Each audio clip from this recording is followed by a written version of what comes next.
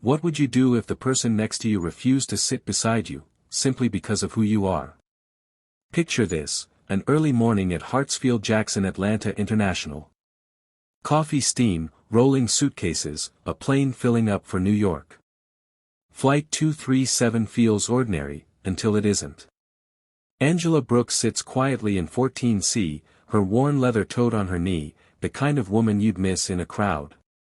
Then a man in an expensive gray suit stops at her row. He freezes. He refuses to sit. Loud enough for the whole cabin to hear. Not beside her, he snaps. Heads turn. The air tightens. You can feel the awkwardness like static. Now ask yourself, would you have said something? Moved seats?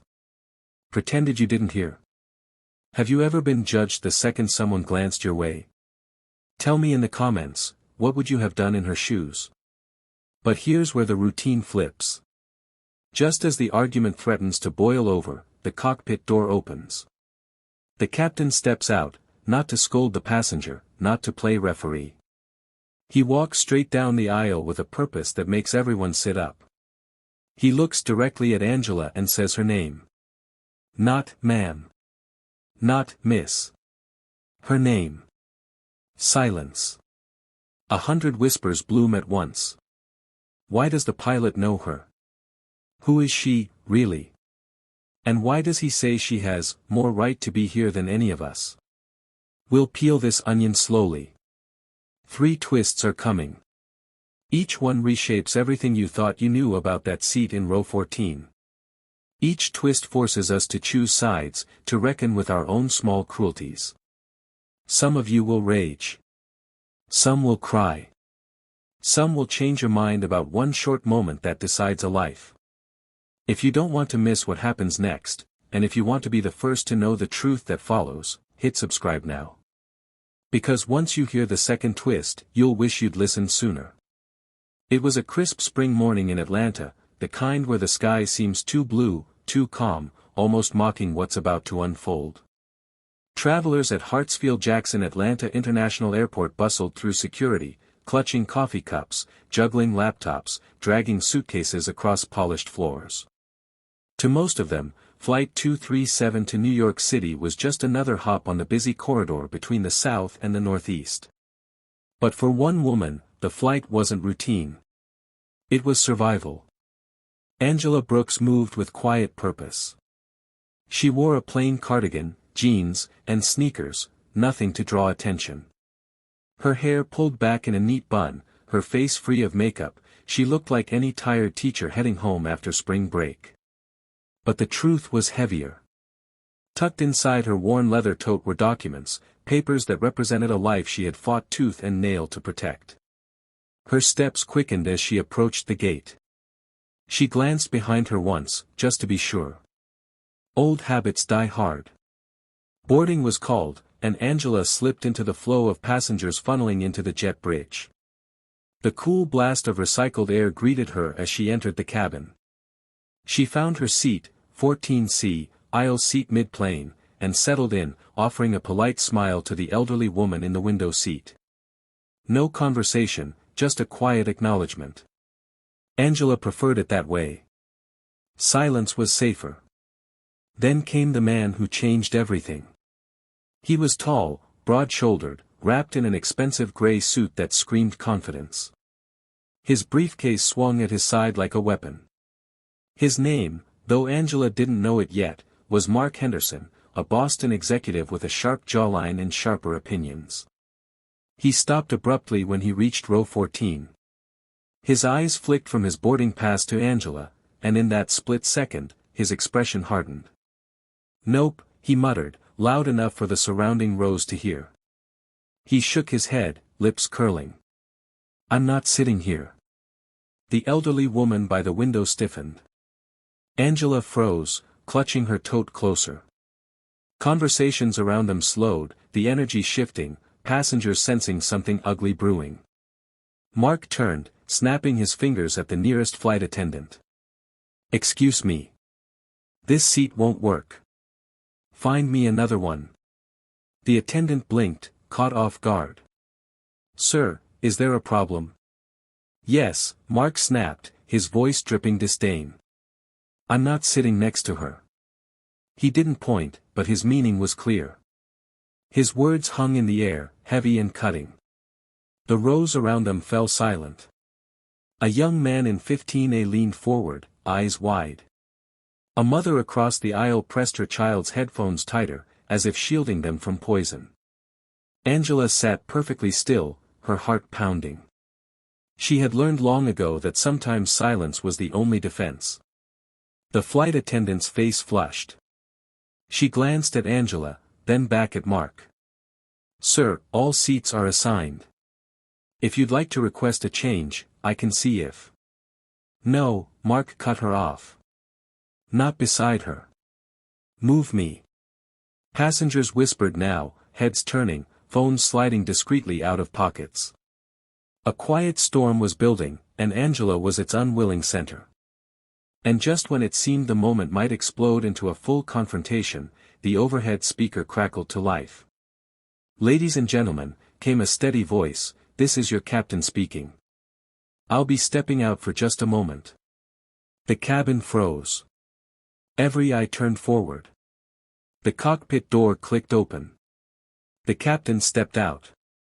And in that moment, the entire flight shifted from routine to unforgettable. The cockpit door opened with a metallic click that sliced through the tension like a blade. Conversations died mid-sentence. A baby stopped crying. Even the air vent seemed to hush as the captain stepped out. He was tall, broad-shouldered, his uniform pressed so sharply it could cut glass. His hat sat low on his brow, but his eyes, sharp, icy blue, scanned the cabin with authority. This wasn't a man stepping out casually. This was a man stepping into something he already knew was coming. The flight attendant froze where she stood with Mark, the rude passenger still huffing in indignation. Mark straightened, his smugness curling back into place. "Good," he said, as if the captain had been summoned at his command. "Maybe you can sort this out. I'm not sitting here." But the captain didn't look at Mark. Not once. His gaze swept the row, then landed on Angela. And when it did, his expression softened, almost imperceptibly, like a storm breaking just enough to reveal sunlight behind it. "Miss Brooks," he said. 2 words. That's all it took to flip the atmosphere upside down. Gasps rippled across the rows.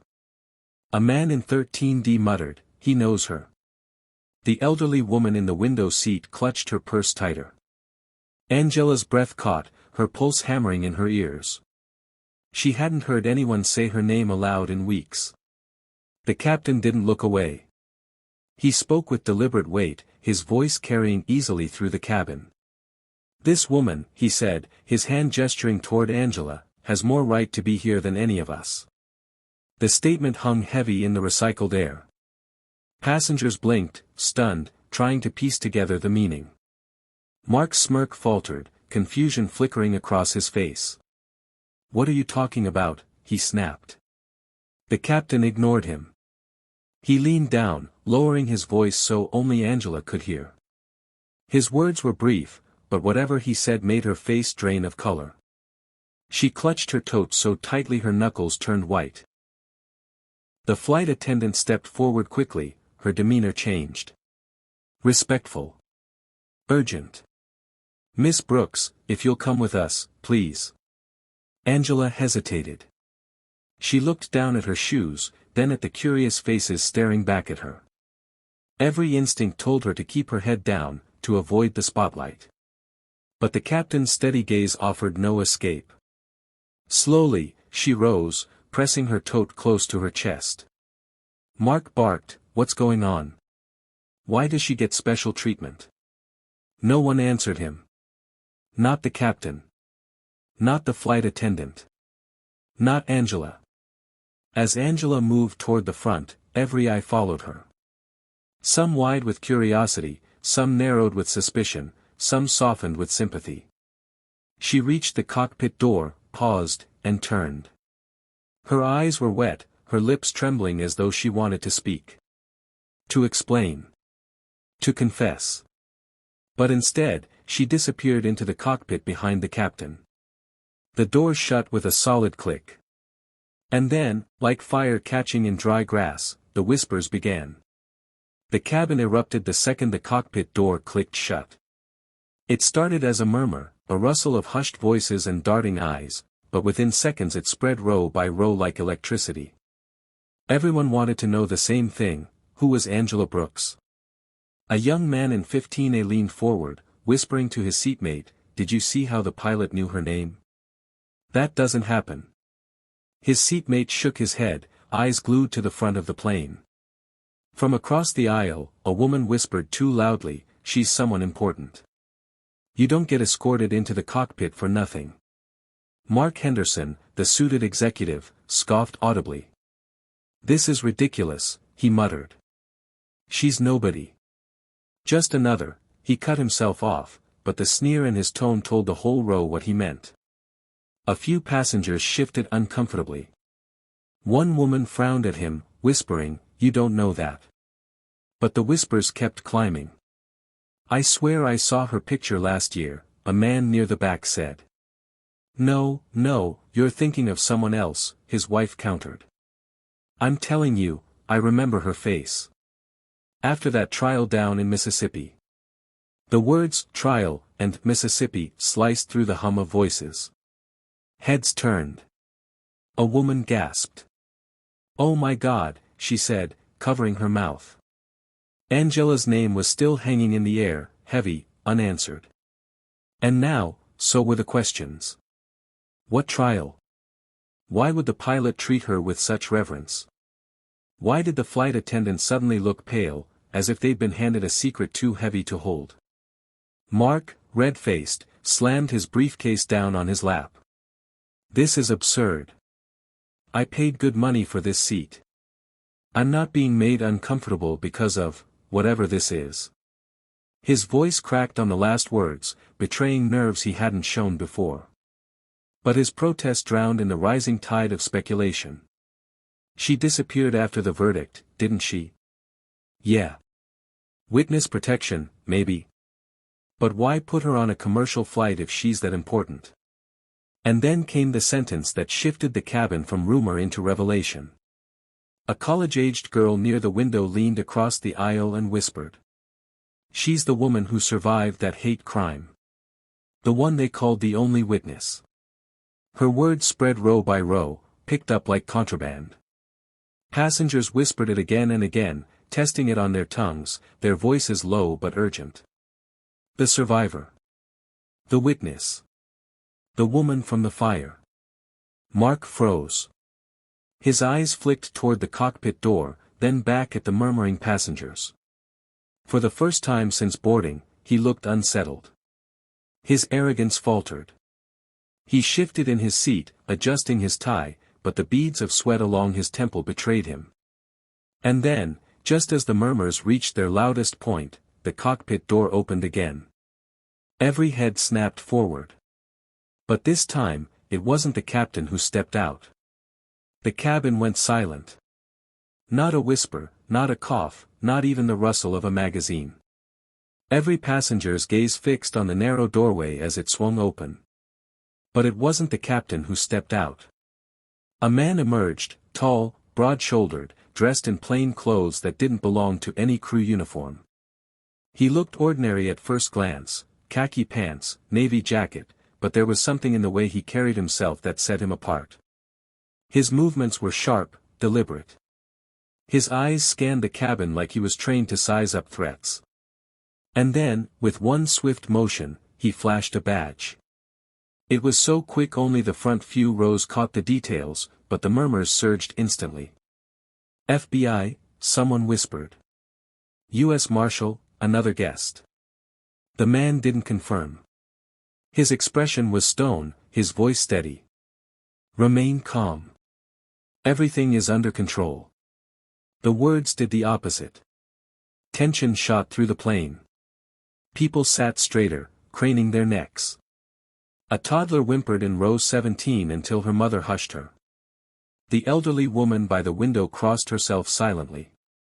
Mark Henderson practically leapt from his seat. Remain calm, he barked. Are you kidding me? What's going on here? Who is she? He jabbed a finger toward the cockpit, his voice louder now, desperate to reclaim control of the narrative. The plainclothes man turned his head slowly toward Mark, and for the first time, his mask slipped. Not anger. Not annoyance. Just a look that said, you don't want me to answer that. Passengers leaned in, hungry for any clue. But the man didn't explain.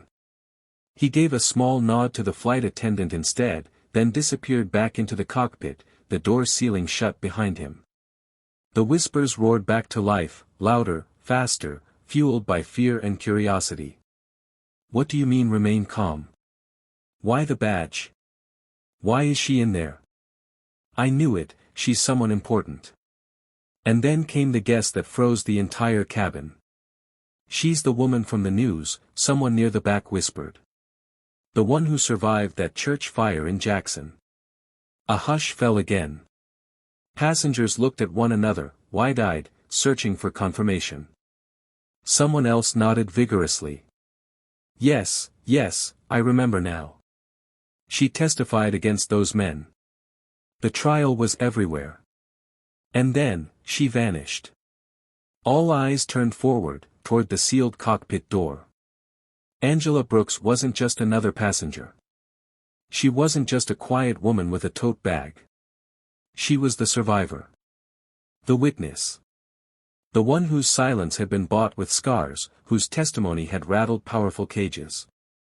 And now, for reasons none of them understood, she was sitting right there among them, on Flight 237. The whispers no longer felt like gossip. They carried weight now, the kind of weight that presses on your chest and makes the air feel thinner. A plane full of strangers was suddenly tied together by a name, a face, and a memory they'd all seen splashed across their televisions not so long ago. Angela Brooks. The only survivor. The only voice left standing. 1 year earlier, a small church in Jackson, Mississippi, had become the target of a hate-fueled attack. It was supposed to be a Sunday evening service. Potluck dishes lined the tables, children laughing in the pews, hymns drifting through stained glass windows. But before the final prayer, fire consumed everything. Flames roared, smoke swallowed the rafters, and screams filled the sanctuary. When the smoke cleared, most of the congregation was gone. Burned. Silenced. Erased. Except Angela. Bruised, scarred, lungs seared with smoke, she crawled out of the wreckage. She had seen the faces of the men who lit the flames. She had heard their slurs, their threats. And when the trial came, she stood in court and spoke every detail, her voice trembling but unbroken. Her testimony shook the courtroom. It was raw, damning, undeniable. For weeks, her name was on every news ticker. She became the face of survival, of justice, of courage in the face of unimaginable hate. But justice didn't come cleanly. The men she testified against weren't nobodies. They had influence. Money. Friends in high places. And when the verdict was read, when Angela's truth condemned them, threats followed. Letters slipped under doors. Strange cars parked outside her school. Calls in the night that hung silent until she spoke her name. Then one day, Angela vanished. No interviews. No appearances. No more headlines. To most Americans, she became a footnote. Another story replaced hers. Until now. Now she was back, on a commercial flight, of all places, and the pilot himself had addressed her by name, as though protecting a national secret. The passengers sat in stunned silence, piecing it together. That's why she looked so scared, a man whispered in 16C. She's not just any teacher, she's been in hiding. Mark Henderson shifted in his seat, jaw tight, sweat beading along his hairline. His earlier arrogance cracked into something darker, recognition. Not just recognition of her face, but recognition of her story. Because Mark wasn't just a random executive on his way to New York. His company had ties to Mississippi. Old ties. Dangerous ties. And as Angela sat hidden behind that cockpit door, Mark's pulse quickened. If she remembered faces that night, what if his world was closer to hers than he'd ever admit? And just as the thought formed in his mind, the cockpit door opened again. This time, Angela stepped out. When the cockpit door opened again, the cabin fell into the kind of silence that felt alive, tense, buzzing, dangerous. Every passenger leaned forward, breaths held, eyes unblinking. And then Angela Brooks stepped out. She looked different. Minutes earlier she had walked up the aisle clutching her tote like a shield, her eyes lowered, her frame hunched as if she could fold herself small enough to disappear. But now her shoulders were straighter. Her steps were slower, deliberate. Her face was pale, but her eyes burned with a quiet fire. The pilot trailed a step behind her, protective but not overshadowing, like a man who knew his job wasn't to save her but to make sure she had space to stand. The plainclothes agent hovered near the door, his hand resting casually, but not too casually, against his hip. Whispers rippled. A woman in row 10 whispered, "That's her. It really is her." Another passenger shook his head in disbelief, muttering, "I never thought I'd see her in person." Angela stopped in the aisle, just a few rows from where she had started. For a moment she said nothing, her gaze sweeping over the faces turned toward her. People she didn't know. People who didn't know her. Strangers, yet in this moment, witnesses all the same. And then her eyes landed on Mark Henderson. Mark, who only an hour earlier had refused to sit beside her. Mark, who had mocked her presence, demanded her removal, acted as if proximity to her was contamination. He was smaller now. His back pressed into his seat, his smugness collapsed into a pale mask of discomfort. He couldn't meet her gaze. He fiddled with his cufflink, his mouth dry. Angela didn't speak. She didn't need to. The silence between them said everything. Another passenger broke first. A woman in row 12 leaned out into the aisle and whispered, "We're with you." Her voice trembled but carried like a spark in dry grass. Someone else nodded. Another reached out and gently touched Angela's hand as she passed. A ripple of quiet solidarity spread, filling the cracks Mark's cruelty had carved. Mark's voice finally cracked through the tension, weak and defensive. This is insane. I didn't know." He cut himself off as eyes darted toward him, judgment heavy in every glance. For once, his words didn't matter. Angela turned away, still silent, still steady.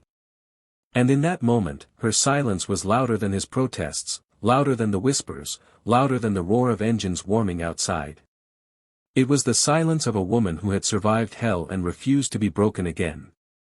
The captain gave a small nod to the flight attendant. The moment was over. Angela returned quietly to her seat. No fanfare. No speech. Just a quiet reclaiming of space, the very thing Mark had tried to deny her. As she sat, the elderly woman at the window reached over and clasped her hand. Angela blinked, surprised, but didn't pull away. The message was clear, she was not alone. And Mark? He sank lower into his seat, red-faced, realizing too late that his arrogance had made him the villain in a story that would live far beyond Flight 237. By the time Flight 237 touched down at LaGuardia, the cabin felt different. The tension that had once suffocated the air had turned into something else, solidarity. Passengers who had walked on board as strangers now carried a shared memory, one they would never forget. But here's the thing, not every story ends neatly. Angela Brooks stepped off that plane still carrying scars, still facing threats most of us can't imagine. And Mark Henderson? He disappeared into the crowd, but whispers followed him, whispers that maybe, just maybe, his ties to Angela's past were closer than he dared admit. So let me ask you, what would you have done in her shoes? Would you have stayed quiet, or would you have stood tall when hate tried to silence you? And here's the harder question, what about Mark? Some passengers said he was just a coward, a man caught in his own ignorance. Others believed his arrogance hinted at something darker, a connection to the very men who once tried to erase Angela's voice. What do you think? Innocent bystander, or guilty in ways we'll never fully know? Tell me in the comments. The lesson? Prejudice doesn't just shame its target, it exposes the one who carries it. And kindness? Even the smallest act, a hand held, a word spoken, can transform a moment of cruelty into a moment of redemption. But what happened next shocked everyone. Because a week after this flight, Angela's name appeared in the news again, tied to something no one on that plane could have predicted. Do you want to know what happened to her after she stepped off that plane? Trust me, you don't want to miss it. Subscribe before the next twist catches you off guard. And if you're still not subscribing, tell me in the comments why. Because if this kind of injustice can unfold on a plane full of witnesses, what's happening in the shadows where nobody's watching?